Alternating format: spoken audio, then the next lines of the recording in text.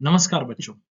हम आज complex number के सेकंड पार्ट में कॉम्प्लेक्स नंबर की डेफिनेशन, इमेजिनरी नंबर्स क्या होते हैं उसके बारे में आज हम यहाँ पे बात करने वाले हैं। तो फिर डिस्कस करते हैं ये कंसेप्ट है क्या। तो इमेजिनरी नंबर किसे बोलते उसकी बात आज हम यहाँ पे करने वाले हैं। तो फिर imaginary numbers a number of the form, ऐसे नंबर्स जिसका फॉर्म क्या होना चाहिए, जिसका फॉर्म बी आई के फॉर्म में दिखना चाहिए। क्या क्या बोल रहे हो कि a number in the form of B I, a number in the form of B I where B belongs to R. R मतलब क्या है? रियल नंबर है। उसने क्या लिखा है? वो बोल रहा है कि कौन सा फॉर्म होना चाहिए, बी आई का फॉर्म होना चाहिए। और वो बोल रहा है बी आई का फॉर्म होना चाहिए, B I a number in the form of B I and B belongs to R. B R का एलिमेंट होना चाहिए। तो आर क्या है? R is known as the real numbers. तो आर क्या है? तो आर रियल नंबर्स का फॉर्म है, तो रियल नंबर्स का होना चाहिए। और बी की वैल्यू जीरो नहीं होनी चाहिए, याद रखो। B is not equal to zero, zero नहीं होनी। यस, जीरो होगा तो कंसेप्ट गलत हो जाएगा। तो फिर आई की वैल्यू हमने अभी फर्स्ट लेक्चर में पढ़ा है कि आई आई की वैल्यू क्या होती है। I is equal to under root of -1 होता है। आप सभी को पता है कि आई की वैल्यू अंडर रूट ऑफ -1 होती है। ये हमने अब बाद में डिस्कस की। तो उसकी i is equal to under root of -1 is called an imaginary numbers। मैंने फर्स्ट पार्ट में भी हमने इसके बारे में डिस्कस किया था। तो उसके एग्जांपल्स क्या क्या होते हैं? तो अंडर रूट ऑफ 25 है, under root of -25, under root of -25 दिया है। इसको तो मैं इसको रिप्रेजेंट किस तरह से करते हैं? तो सर ये वैल्यू क्या है? अंडर रूट ऑफ -25 मतलब मैं इसे ऐसे लिख सकता हूँ। तो मैं इसको एक बी आई के फॉर्म में लिखना चाहता हूँ, तो मैं पहले इसे लिखूंगा -1 इंटू 25। मैं इस तरह से लिख सकता हूँ। कोई किसी को दिक्कत है क्या?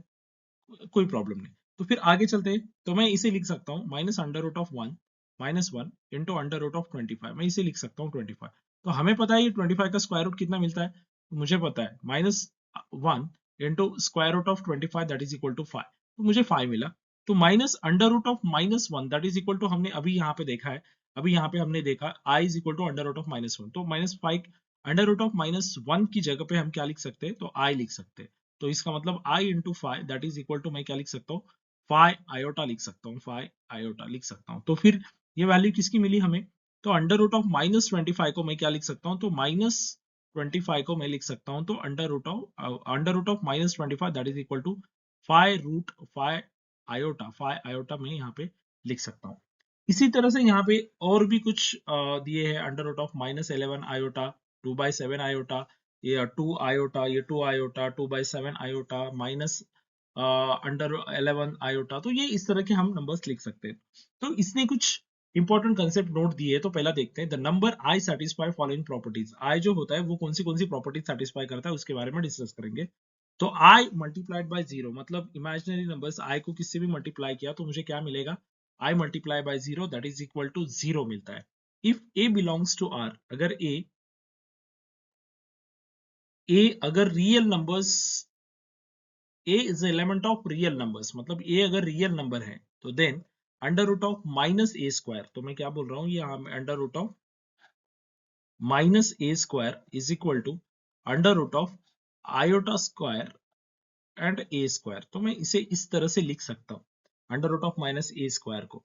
क्यों लिख सकते हैं? तो मैं इसे मैं लिख के दिखा सकता हूँ। तो आपको ये मैं इसे लिख के दिखा सकता हूँ। देखो, ये इसका मतलब क्या है? अंडर रूट ऑफ, मैं इसे ऐसे लिख सकता हूँ, -1 इंटू, मैं इंटू क्या लिख रहा हूँ? इसको a² लिख रहा हूँ। कोई प्रॉब्लम है?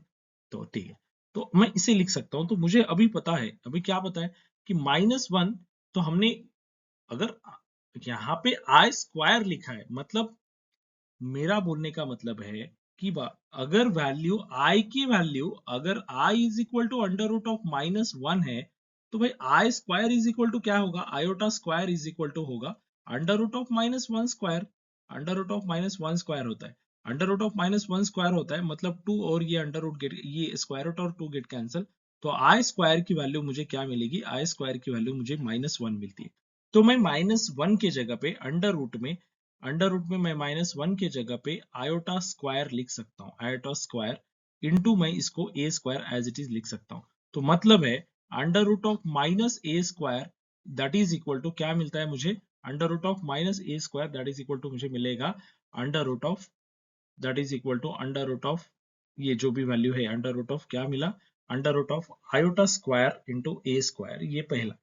बाद में दूसरा थर्ड नंबर की प्रॉपर्टी देखते हैं। If a comma b belongs to r and ai is equal to bi, then इसने क्या बोला है कि अगर सपोज a और b रियल नंबर्स है, सपोज a और b क्या है, रियल नंबर्स है, मैं बोला कि a और b रियल नंबर्स है, हम इसे इरेज करेंगे।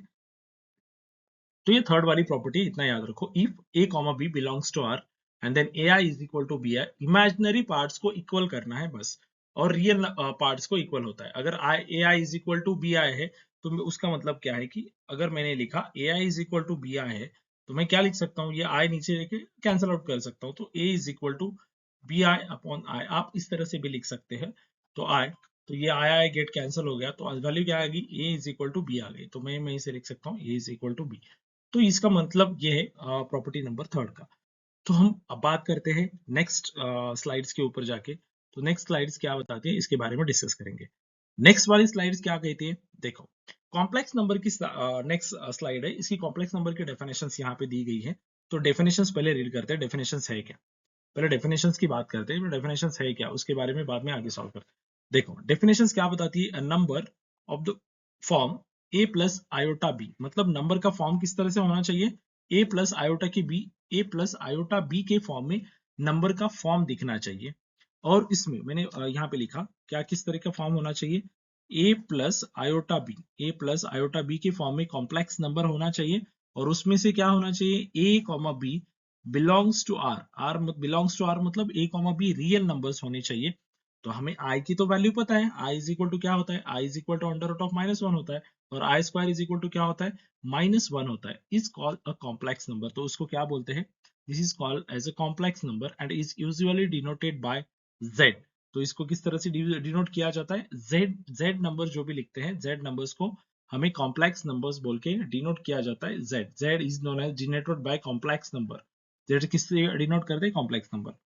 तो फिर एग्जांपल्स या तो इसमें अगर मैंने लिखा z इज इक्वल टू, लिखा z is equal to a plus iota B, मैंने इसके फॉर्म में लिखा कॉम्प्लेक्स नंबर है a प्लस आयोटा बी।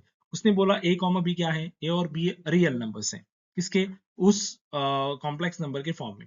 तो उसमें से ये जो a होता है ना, ये जो होगा, ये बात करते हैं इसकी a के बारे में बात करते हैं। अगर ये जो है ना, ये ये जो ये है, ये a क्या है, रियल नंबर पार्ट है, a को क्या बोल सकते हैं हम, रियल नंबर पार्ट बोल सकते हैं, रियल नंबर पार्ट, ये रियल नंबर पार्ट है, ये रियल नंबर पार्ट, ये रियल नंबर पार्ट है, रियल नंबर पार्ट। और जो i के साथ जो आता है ना, i के साथ कौन है, i के साथ b है, तो इस b को हम बोलते हैं b।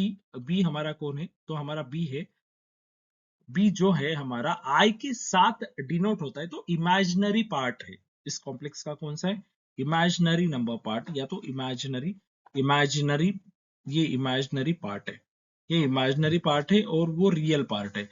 आई जिसके साथ आता है तो उसको क्या बोलते हैं कि इमेजिनरी पार्ट है, क्योंकि उसके साथ आई आता है। तो फिर इसको रिप्रेजेंट करने के लिए रियल नंबर को रिप्रेजेंट शॉर्ट में किस तरह से करते हैं, तो रियल नंबर को शॉर्ट में REZ, real number of Z, आप इस तरह से भी लिख सकते हो, या आप इसको और इस तरह से लिख सकते हैं, R ऑफ Z भी लिख सकते हैं आप इसको, RE ऑफ Z भी सही है, या आपको लग रहा है तो सर दूसरा कुछ लिख सकते हैं, तो R ऑफ Z भी सही है, मतलब real part of complex number, given complex number. And imaginary parts को किस तरह से लिखते हैं, तो आई एम ऑफ, जो भी है आप आई एम ऑफ, जो कॉम्प्लेक्स नंबर है Z कॉम्प्लेक्स नंबर, या तो आई ऑफ जेड, आप दोनों तरह से इसे लिख सकते हैं, दोनों का मतलब सेम है। इमेजिनरी पार्ट्स और रियल पार्ट्स डिनोट करने का एक तरीका है। तो फिर इसके एग्जांपल्स क्या हो सकते हैं, the set of complex number is denoted by, तो कॉम्प्लेक्स नंबर का सेट किस तरह से दिखता है, सेट नाम का एक चैप्टर है उसमें है। तो सी को मैं क्या लिख सकता हूँ, C is known as a set of complex number. तो क्या हो सकता है, कॉम्प्लेक्स नंबर का फॉर्म इस तरह से दिखना चाहिए, a plus iota B, a plus iota B दिखना चाहिए, and such that a comma b belongs to r होना चाहिए, मतलब a कॉमा b क्या होना चाहिए, रियल नंबर्स के पार्ट होने चाहिए।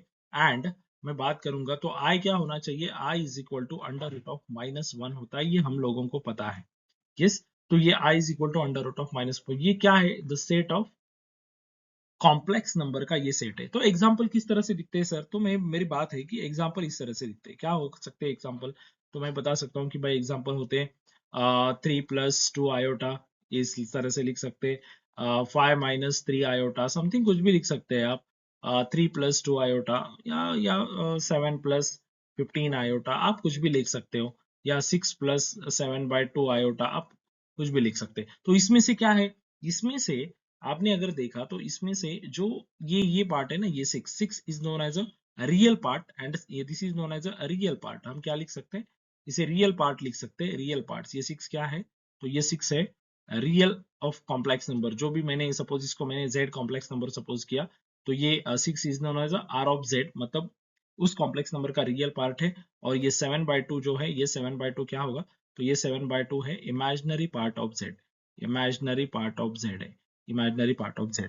तो हमने इसी तरह से इंट्रोडक्शंस का फर्स्ट पार्ट देखा। अब उसके बाद कॉम्प्लेक्स नंबर के डेफिनेशन और इमेजिनरी नंबर के डेफिनेशंस के साथ हमने यहाँ पे डिस्कस किया है, तो हम यहाँ पे रखते हैं। Thank you.